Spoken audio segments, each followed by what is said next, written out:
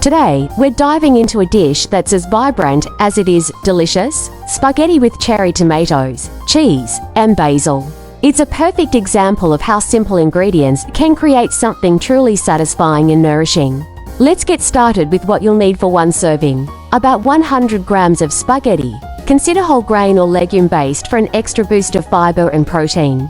Then, we have 200 grams of juicy cherry tomatoes, halved, and a generous handful of fresh basil leaves. This dish is wonderfully versatile. For a healthier twist, you can opt for whole wheat or lentil pasta, significantly increasing the fiber and protein content. Cherry tomatoes are packed with vitamins and antioxidants, while fresh basil adds a burst of flavor and its own set of beneficial compounds. As you prepare this, you'll notice how the natural sweetness of the tomatoes melds beautifully with the fragrant basil and the creamy cheese. It's a simple yet elegant meal that proves healthy eating can be incredibly enjoyable. Thank you for joining me. I hope you love making and savoring this delightful spaghetti. Feel free to follow along for more delicious and wholesome recipes.